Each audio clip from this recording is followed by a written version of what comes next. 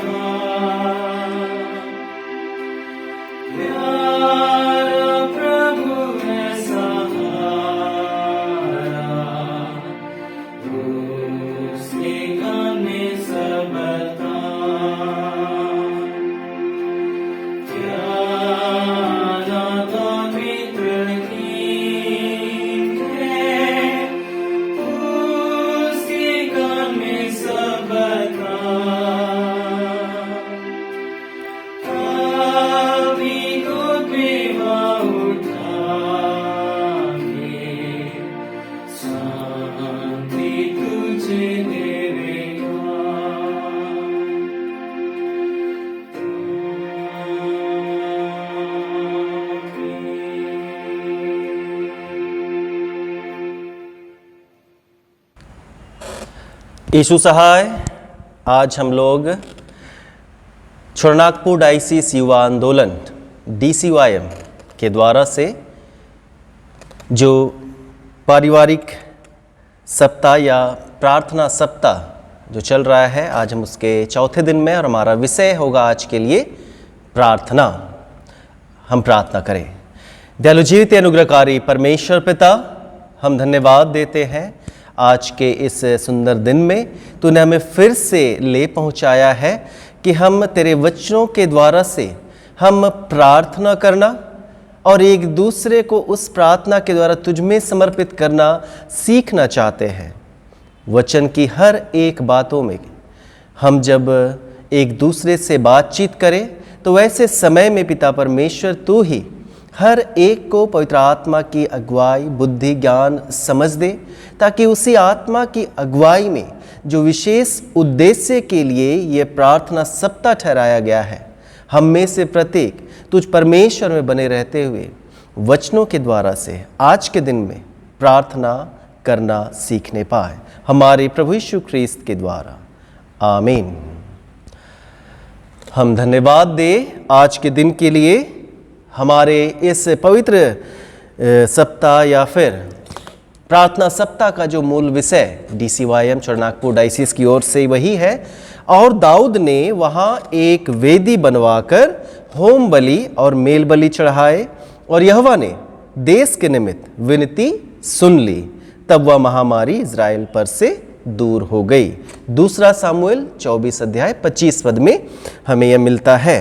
तो वहाँ हम लोग पाते हैं कि जब दाऊद ने अर्पण किया, प्रार्थना किया, तो वहाँ वचन में लिखता है कि यहोवा ने देश के निमित्त विनती सुन ली।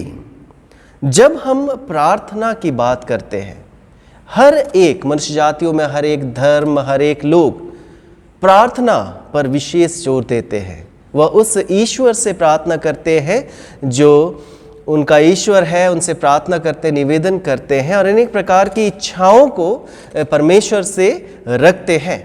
तो आज जब हम प्रार्थना के विषय बात कर रहे हैं, तो हम लोग वचन से जब बात करेंगे तो हम पुराना नियम की बातों को भी समझने का प्रयास करेंगे, फिर नया नियम में आएंगे और वर्तमान स्थिति में हम कैसे प्रार्थना करें, इन बातों को हम आज के दिन में सीख पाएंगे। हमें सीखना होगा कि परमेश्वर पिता से कैसे हम प्रार्थना करें। प्रार्थना के प्रकार की बात आएगी और यह हमारे जीवन के लिए कितना महत्वपूर्ण है, आप और हम बहुत अच्छी तरह से जानते हैं। चाहे वर्तमान परिस्थिति की बात हो या फिर प्रतिदिन का जीवन हो, हम निरंतर प्रार्थना करते हैं। तो आइए, प्रेरितों के काल में यदि हम लोग जाएंगे तो प्रेरितों के काल के समय, आरंभिक मसीही कलीसिया के समय, उनका जो विशेष बात थी प्रार्थना क्या है, तो उनका यही विचार था कि वह परमेश्वर से और यीशु से बातचीत करना है, परमेश्वर से और यीशु से बातचीत करना है। और जब धर्म विज्ञान बढ़ता गया, थियोलॉजिकली लोग और भी उन बातों को सीखने और समझने लगे, तो बहुत सारी बातें आई। तो उसमें सबसे बड़ी बात आती है कि अपनी आत्मा को ईश्वर की ओर उठाना। पहला क्या आया? परमेश्वर यीशु से बातचीत करना।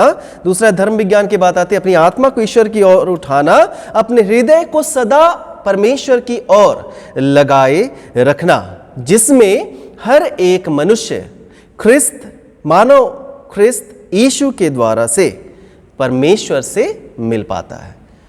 मानव यीशु ख्रिस्त के द्वारा हम किससे मिलते हैं? परमेश्वर से मिलते हैं। तो पुराना नियम में पाया जाता है कि अब्राहम से पहले जो लोग थे वो लोग स्थिर नहीं थे। अब्राहम भी स्थिर नहीं था, इधर उधर घूमता फिरता रहता था, अपने भेड़ बकरियों पूरे परिवार के साथ घूमता फिरता रहता था। लेकिन जब इसहाक का जन्म हुआ तो इसहाक के समय परमेश्वर ने अपनी उस प्रतिज्ञा को स्मरण किया और एक नए देश में स्थापित किया, क्योंकि परमेश्वर ने उसकी धार्मिकता, उसकी प्रार्थना को और उसके साथ जो उस प्रार्थना बलिदानों के द्वारा से जो वाचा बांधी थी, परमेश्वर ने सुन लिया। उससे पहले भी हर एक की प्रार्थना को जब परमेश्वर ने सुना, तो उस वाचा को जो परमेश्वर ने उनसे बांधा था, चाहे नूह से हो, चाहे आदम और हवा से हो, या फिर कैन से हो, और उसके बाद जो आने वाली पीढ़ी रही उनके द्वारा ही क्यों ना हो, तो परमेश्वर ने उनकी पीड़ाओं को, प्रार्थनाओं को सुना और उत्तर स्वरूप यही वाचा बांधी थी कि नया देश में परमेश्वर उन्हें स्थापित करेगा। परमेश्वर कहता है उत्पत्ति 26 अध्याय उसका 3 पद में कि तू इसी देश में रह और मैं तेरे संग रहूंगा और तुझे आशीष दूंगा। यह क्या है? प्रार्थना में जीवन जीने के कारण से जो अब्राहम ने जो विश्वास परमेश्वर पर दिखलाया, उसके पुत्र ने जो विश्वास परमेश्वर पर दिखलाया, उस कारण से अपनी बात को परमेश्वर ने स्मरण रखा। उसने कहा कि इस देश में रह, मैं तेरे संग रहूंगा, तुझे आशीष दूंगा। और परमेश्वर सदा अपने ऊपर विश्वास करने वालों के लिए परमेश्वर सदा क्या रहा? विश्वास योग्य बना रहा। पुराने नियम में परमेश्वर सदा विश्वास योग्य बना रहा और परमेश्वर अपने नाम का प्रचार भी उनके बीच में उतर कर किया। जब आप निर्गमन 34 अध्याय उसका 5 और 6 पद में पढ़ेंगे तो वहां पर पाएंगे कि परमेश्वर ने खुद का प्रचार किया और कहा, तब वहां वचन में लिखता है कि तब यहोवा ने बादल में उतरकर उसके संग वहां खड़े होकर यहोवा नाम का प्रचार किया। निर्गमन 34 5 और 5 से 7 पद, यहोवा उसके सामने होकर यूं प्रचार करता हुआ चला, यहोवा ईश्वर दयालु और अनुग्रहकारी, कोप करने में धीरजवंत, अति करुणामय और सत्य, 1000 पीढ़ियों तक करुणा करने वाला, अधर्म और अपराध और पाप का क्षमा करने वाला है।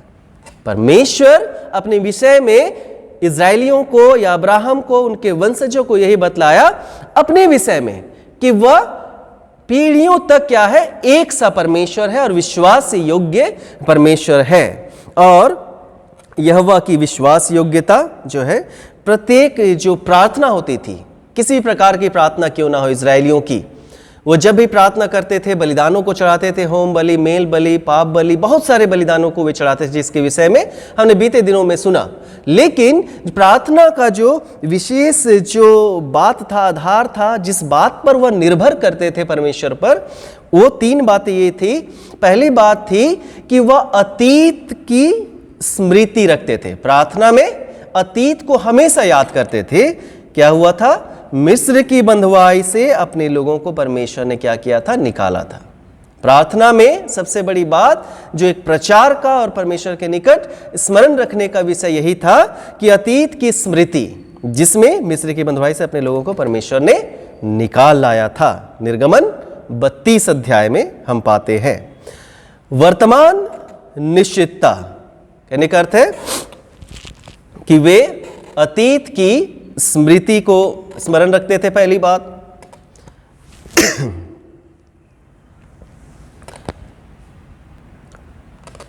उसके बाद वे लोग वर्तमान निश्चितता की बात करते थे कि वह अपनी वाचा को, परमेश्वर जो है, जो वाचा अतीत में बांधा, उस वाचा को अभी भी परमेश्वर नहीं भूला है। और वचन व्यवस्था विवरण 4 अध्याय उसका 31 पद में लिखता है कि क्योंकि तेरा परमेश्वर यहोवा दयालु ईश्वर है, वह तुमको ना छोड़ेगा और न नष्ट करेगा, और जो वाचा उसने तेरे पितरों से शपथ खाकर बांधी है उसको नहीं भूलेगा।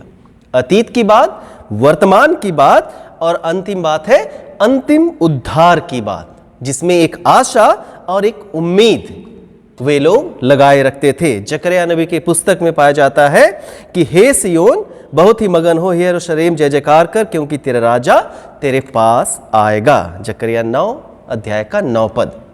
तो कहने का अर्थ है कि छोटे शब्दों में इजरायलियों के विषय अगर हम लोग बात करें तो उनकी प्रार्थना में अतीत की बातें होती थी कि उन्हें स्मरण है कि परमेश्वर उनके साथ था उस समय और उसी ने छुटकारा दिया। वर्तमान में वह अपनी वाचा को नहीं भूला है और वह सदा उनको आश्रित करेगा, उन्हें बचाएगा। और उस प्रार्थना में वे लोग सदा स्मरण करते थे कि आने वाला समय में परमेश्वर एक राजा उन्हें देगा। इसके बाद हम लोग नया नियम की बात जब करते हैं तो विश्वासी जो है, हम लोग प्रार्थना करना किससे सीखते हैं? हम यीशु ख्रिस्त से सीखते हैं। तो लूका रचित सुसमाचार 11 अध्याय 1 पद में वो बातें पाई जाती है कि यीशु किसी जगह प्रार्थना कर रहा था। जब वह प्रार्थना कर चुका तो उसके चेलों में से एक ने उससे कहा, हे प्रभु, जैसे यूहन्ना बपतिस्मा दाता के चेले उसे प्रार्थना करना सिखाते हैं वैसे हमें भी सिखा दे, वैसे ही हमें भी सिखा दे। क्योंकि लोगों ने देखा कि, और वचन हमें बतलाता है कि यीशु कैसे एक बच्चे के समान, यीशु कैसे एक बालक के समान अपने पिता पर आत्मविश्वास रखता है, अपने पिता पर दृढ़ विश्वास रखता है कि वही उसे सुरक्षा देगा, वही उसकी हर एक बातों को सुनेगा और उसी के अनुसार जो मेरा जीवन है वह आगे बढ़ जाएगा। चाहे वह गतसमनी की प्रार्थना हो या फिर कलवरी की प्रार्थना ही क्यों ना हो, उसने पुकारा अपने पिता को, यीशु ख्रिस्त ने पुकारा अपने पिता को और कहा उस पीड़ा, उस तकलीफ में भी क्या हो, तेरी इच्छा पूरी हो। यीशु ख्रिस्त हमें सिखलाता है कि जितनी भी पीड़ा तकलीफ क्यों ना हो, तेरी इच्छा पूरी हो। और वह हमें क्या सिखलाता है कि वह हम सबका पिता है। प्रभु की प्रार्थना उसी वचन में पाया जाता है, लूका उसके 11 अध्याय पहले पद से आगे में। और वह सिखाता है कि हे हमारे पिता, वह हम सबका पिता परमेश्वर है। और यीशु के द्वारा से ही हम आत्मविश्वास के साथ प्रार्थना करते हैं, परमेश्वर की अच्छाई पर विश्वास करते हैं और परमेश्वर की शक्ति पर विश्वास करते हैं और उसकी हम उपस्थिति को निरंतर पाना चाहते हैं। प्रेरित के कालों के समय में वचन में पौलुस ने एक वचन बतलाया, पहला कुरिन्थ 16 अध्याय उसका 22 पद में, पहला कुरिन्थ 16 अध्याय 22 पद में वह एक शब्द कहता है मारानाथा। मारानाथा कहने का अर्थ है क्योंकि उनका जो प्रार्थना था यीशु ख्रिस्त के विषय में था और यीशु ख्रिस्त से वह निरंतर प्रार्थना करते थे। हर एक प्रार्थनाओं में बोलते थे कि हे हमारे प्रभु आ, हे हमारे प्रभु आ। उस शब्द का यही अर्थ है और वही उनका केंद्र बिंदु था कि हर एक समय क्या हो, परमेश्वर प्रभु यीशु ख्रिस्त उनके जीवन में आए। परमेश्वर का इकलौता पुत्र यीशु ख्रिस्त का जल्द ही द्वितीय आगमन हो। तो यह उनकी प्रार्थना थी। जब हम यीशु ख्रिस्त की बात करते हैं तो वही हमारा आधार भी है। जी उठा प्रभु और यीशु ख्रिस्त के द्वारा दिया गया आत्मा ही हमारी प्रार्थना का आधार होता है और ख्रिस्त में ही हम प्रार्थना करना सीखते हैं क्योंकि वही हमें सिखलाता है। और आत्मा हमें सिखलाता है कि परमेश्वर को हम कैसे पुकारे अपनी प्रार्थनाओं में। आत्मा कैसे पुकारता है, अब्बा कहकर पुकारता है। आत्मा परमेश्वर कैसे कहकर पुकारता है, उसे पिता कहकर पुकारता है। जैसा रोमियो के नाम पत्र जो है, रोमियो उसका 8 अध्याय 15 पद में लिखा है और गलाती 4 अध्याय 6 पद में लिखा है। आप उसे अवश्य पढ़ लेंगे। तो सृष्टिकर्ता परमेश्वर का पुत्र, सृष्टिकर्ता परमेश्वर का पुत्र देह धारण किया और मनुष्यों से क्या हुआ, संबंध स्थापित हुआ। और उसी संबंध में हम उसी यीशु के द्वारा परमेश्वर से निवेदन करते हैं, हम उसकी सराहना भी करते हैं। वह हम प्रार्थना हम कैसे कर सकते हैं, जब कैसे करने की बात है तो हम शब्दों में भी प्रार्थना कर सकते हैं और हम मनों में या आत्मा में भी प्रार्थना कर सकते हैं। हम समूह में भी प्रार्थना कर सकते हैं और हम अपने व्यक्तिगत जीवन में भी प्रार्थना कर सकते हैं। तो हम पुराना नियम की बातों को सुने और नया नियम की बातों को सुने, लेकिन दोनों में एक विशेष अंतर पाया जाता है। दोनों में एक विशेष अंतर पाया जाता है। जब आप पुराना नियम के पुस्तक उसकी प्रार्थनाओं को ध्यान देंगे तो इब्रानी मनुष्य जो थे, इब्रानी लोग या इजरायली लोग जो थे, उनकी दृष्टि में सच्ची प्रार्थना के लिए, इब्रानी या इजरायली मनुष्यों की दृष्टि में सच्ची प्रार्थना के लिए पवित्रता जो है वह एक पूर्व शर्त था कि जब आप शुद्ध और पवित्र हो तब आप प्रार्थना करेंगे, आप बलिदान चढ़ाएंगे। जब आप शुद्ध और पवित्र हो तब आप प्रार्थना कर सकते हैं परमेश्वर से, क्योंकि वह पवित्र है। लेकिन जब हम नया नियम में आते हैं, हम यीशु ख्रिस्त के द्वारा जब प्रार्थना करते हैं, तब हम मसीही इस बात को सीखते हैं, ख्रिस्त मनुष्य की दृष्टि में क्या है, इसके उलट है। हमारा विचार या नया नियम का विचार यही है कि सच्ची पवित्रता जो है वह प्रार्थना से ही मिल सकती है। सच्ची पवित्रता प्रार्थना से ही मिलती है। पुराना नियम प्रार्थना करने के लिए पवित्रता प्रथम शर्त है, लेकिन जब नया नियम की बात करते हैं तो सच्ची पवित्रता हम प्रार्थना के द्वारा से ही प्राप्त करते हैं। हम प्रार्थना में परमेश्वर से बात करते हैं, उसकी आराधना करते हैं, उसकी प्रशंसा करते हैं, उसका धन्यवाद करते हैं, हम अपने पापों को मानते हैं, हम क्षमा का परमेश्वर से निवेदन भी करते हैं। और उसका उदाहरण प्रभु यीशु ख्रिस्त ने जो प्रभु की प्रार्थना सिखलाई उसके द्वारा ही हमें पता चलता है। और उसके बाद हमें या कुछ बातों को स्मरण रखना होगा कि हम क्या हैं, असहाय लोग हैं। हम लोग प्रार्थना करने वाले जो हैं वे असहाय हैं, सामर्थी कौन है? परमेश्वर है। हम सब कुछ परमेश्वर से प्राप्त करते हैं और ना ही हम परमेश्वर पर अपनी प्रार्थनाओं के द्वारा से दबाव डाल सकते हैं।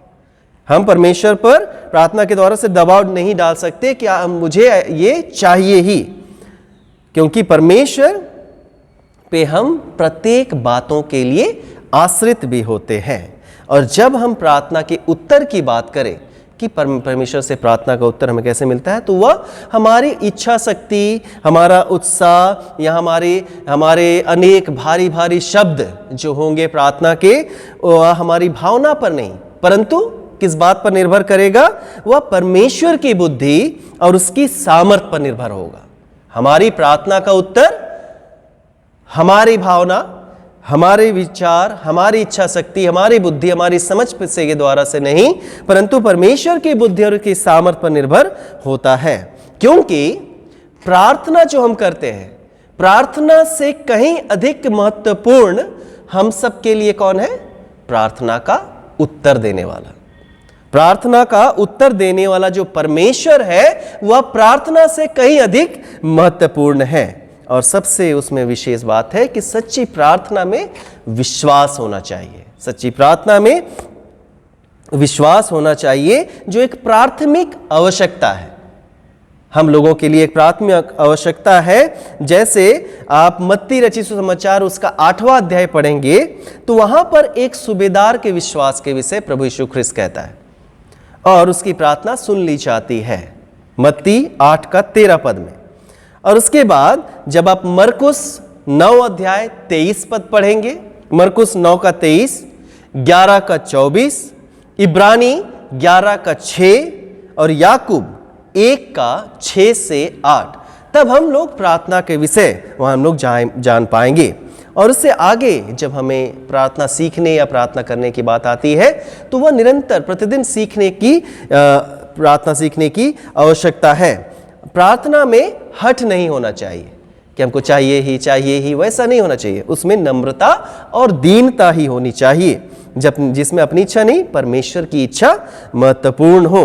और प्रार्थना में यीशु के नाम से संपूर्ण महिमा मेरी ना हो, मनुष्यों की ना हो, परंतु किसे मिले?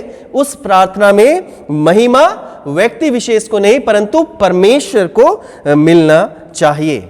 परमेश्वर उत्तर अवश्य देता है, और परमेश्वर उत्तर अवश्य देता है, और हमारे लिए जो सबसे अच्छा होता है, हमारी सोच से भी अलग, वह परमेश्वर हमें प्रदान करता है। प्रार्थना सामूहिक हो या फिर व्यक्तिगत हो, वह एक अभ्यास है जिसे हम लोग आत्मा में प्रतिदिन सीखते हैं। हम लोग आत्मा में प्रतिदिन सीखते हैं। हम लोग कई विषयों के लिए प्रार्थना कर सकते हैं। हम लोग जैसे प्रभु भोज की आराधना में आते हैं तो हम लोग सबके लिए प्रार्थना करते हैं। व्यक्तिगत जीवन में हम अपने लिए, परिवार के लिए, कलीसिया के लिए, हम सबके लिए प्रार्थना कर सकते हैं। हम जगत के लिए प्रार्थना कर सकते हैं, और जगत में परमेश्वर का राज्य आ जाए, हम उसके लिए भी प्रार्थना करते हैं। हम प्रार्थना करते हैं कि परमेश्वर अपने दास दासियों को जो परमेश्वर की सेवा में लगे हुए वह जगत में भेजे जाए, परमेश्वर उनकी रक्षा करे, हम उसके लिए प्रार्थना करते हैं। हम कलीसिया के लिए, विश्वासियों के लिए, और यहाँ तक कि जो हमसे घृणा करते हैं, हमारे लिए हमसे दुर्व्यवहार करते हैं, हम उनके लिए भी प्रार्थना करते हैं। तो प्रार्थना क्या है? निरंतर प्रार्थना।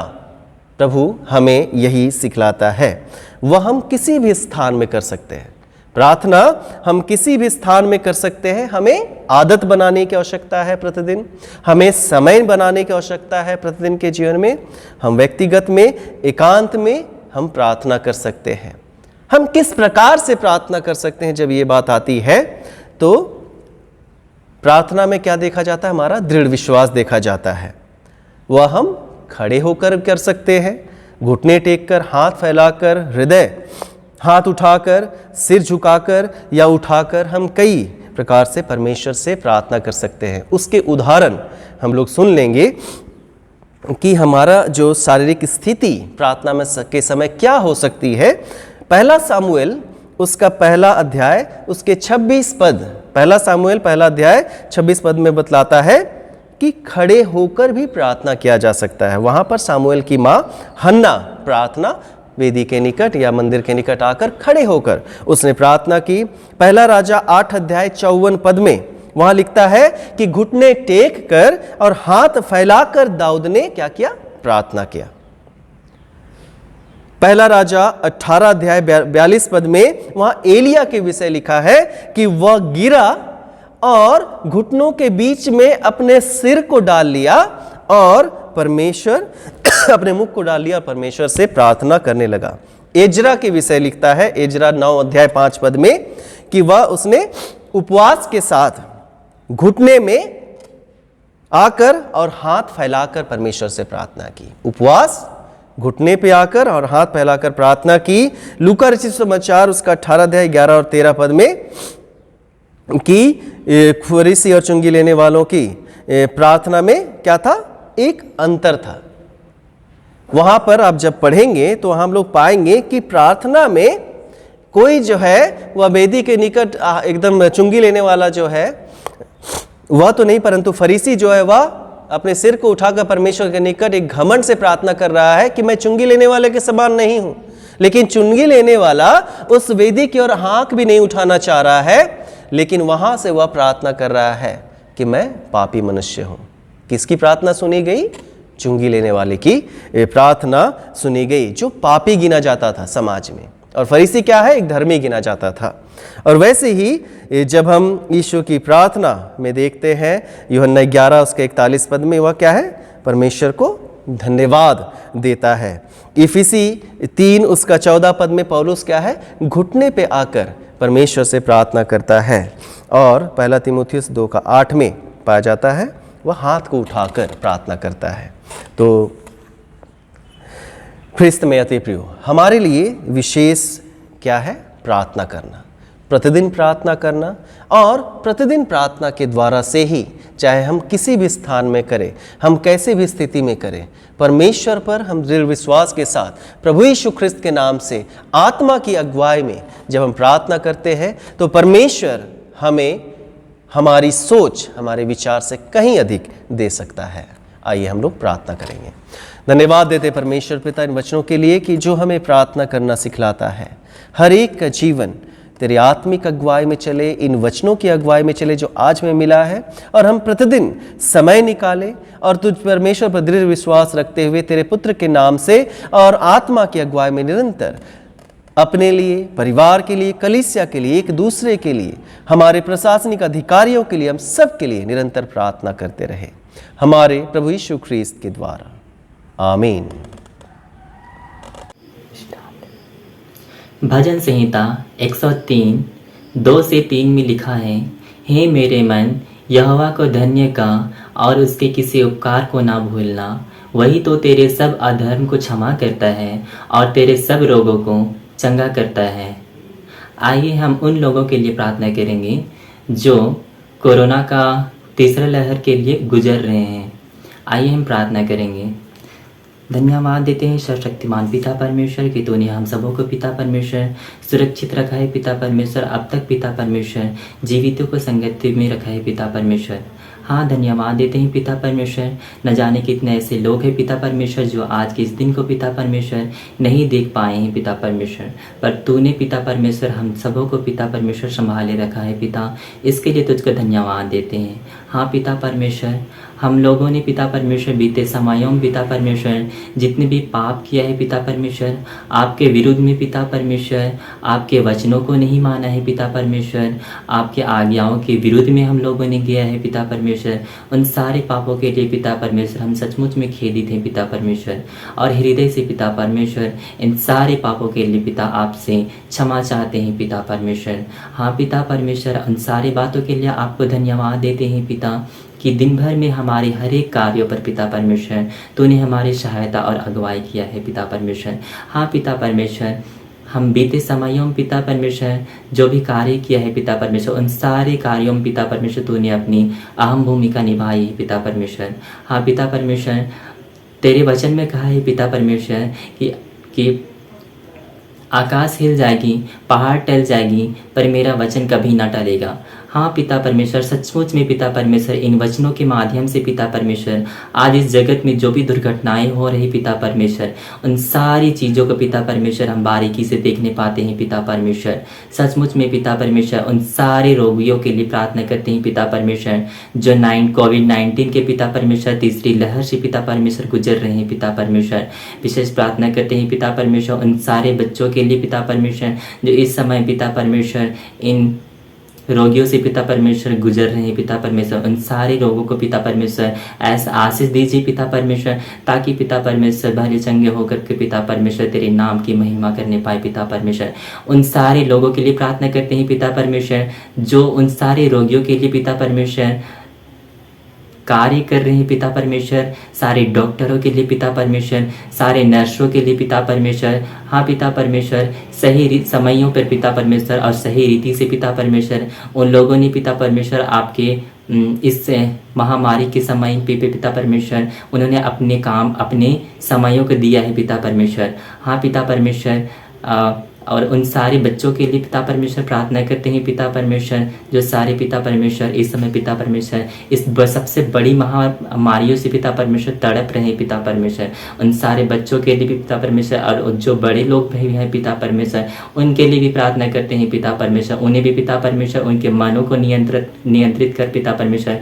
और हाँ पिता परमेश्वर, जो वैक्सीनेशन हो रहा है पिता परमेश्वर, जो दवाई दे रहे हैं पिता परमेश्वर, उन सारे दवाइयों पर पिता परमेश्वर तुम्हारे आशीष को चाहते हैं पिता परमेश्वर। हाँ पिता परमेश्वर, हाँ पिता आपसे विनती करते हैं पिता परमेश्वर जितने भी पिता परमेश्वर महामारी से पिता परमेश्वर जितने भी लोग गुजर रहे हैं पिता परमेश्वर, हर एक को प्राण को पिता परमेश्वर तो बचा लीजिए पिता परमेश्वर, हर एक के पिता परमेश्वर आत्मा को बचा लीजिए पिता परमेश्वर। हाँ पिता परमेश्वर, तो उन सारे लोगों को जगत में जितने भी लोग हैं पिता परमेश्वर सारे लोगों को पिता परमेश्वर बचा लीजिए पिता परमेश्वर, ताकि तेरे नाम के पिता परमेश्वर महिमा गाने पाए पिता परमेश्वर। हाँ पिता परमेश्वर, हम उन स्वास्थ्य मंत्री के लिए पिता परमेश्वर प्रार्थना करते हैं पिता परमेश्वर। हाँ पिता परमेश्वर, उन्हें भी पिता परमेश्वर अपनी जिम्मेदारी से पिता परमेश्वर पीछे न हटने पाए पिता परमेश्वर। हाँ पिता, जो भी कार्यभार दिया गया है पिता परमेश्वर उन सारे कार्यों को पिता परमेश्वर आपके नाम से पिता परमेश्वर करने पाए पिता परमेश्वर।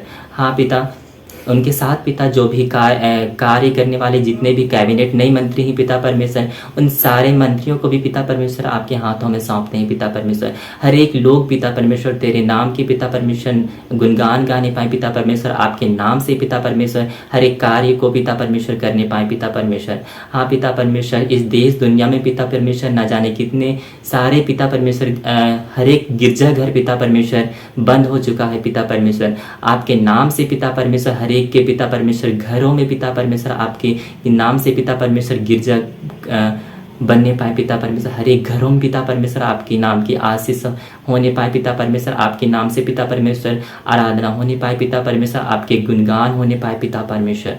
हाँ पिता परमेश्वर, फिर से पिता परमेश्वर सारी आदर और महिमा आपको देते हैं पिता परमेश्वर, और इस प्रार्थना को पिता परमेश्वर आपके बेटे उद्धारकर्ता यीशु मसीह के नाम से मांगते हैं, सुन और स्वर्ग में ग्रहण कर, आमीन। आइए हम प्रभु की प्रार्थना एक साथ बोलेंगे। हे हमारे पिता, तू जो स्वर्ग में है, तेरा नाम पवित्र माना जाए, तेरा राज्य आवे, तेरी इच्छा जैसे स्वर्ग में पूर्ण होती है वैसे इस पृथ्वी पर भी हो। हमारी दिन भर की रोटी आज हमें दे, और हमारे अपराधों को क्षमा कर जैसे हमने अपने अपराधियों को क्षमा किया है, और हमको परीक्षा में ना डाल परंतु बुराई से बचा, क्योंकि राज्य और पराक्रम और महिमा अब सर्वदा तेरी ही है, आमीन। अनुग्रह वचन एक साथ। और हमारे प्रभु यीशु ख्रीस्त का अनुग्रह, ईश्वर पिता का प्रेम और पवित्र आत्मा का सहभागिता हम सबों के साथ सर्वदा होती रहे, आमीन। सबों को यीशु सहाय। आप सबों को यीशु सहाय और इस ऑनलाइन प्रार्थना कार्यक्रम में जुड़ने के लिए मैं आप सबों का बहुत बहुत धन्यवाद करती हूँ। मैं विश्वास करती हूँ कि इस कार्यक्रम के द्वारा आप सभी आत्मिक उन्नति को प्राप्त कर रहे हैं, और यदि आप सभी आर्थिक रूप से केंद्रीय DCYM की मदद करना चाहते हैं तो आप सभी इस प्रकार हमारी मदद कर सकते हैं। यूट्यूब के लाइव चैट में इस डॉलर के साइन को क्लिक करेंगे और उसके बाद सुपर चैट को क्लिक करेंगे, और आप हमें जितना सहयोग राशि देना चाहते हैं उस लेवल को आप सेट करेंगे, और इसके बाद बाय एंड सेंड के ऑप्शन पे जाएंगे, और इसके बाद आपके सामने ऑप्शन आ जाएगा। आप एटीएम से पेमेंट कर सकते हैं, हमें गूगल पे या पेटीएम से भी पेमेंट कर सकते हैं, और यह अमाउंट आपके सहयोग राशि सीधा सेंट्रल DCYM के बैंक अकाउंट में आ जाएगा।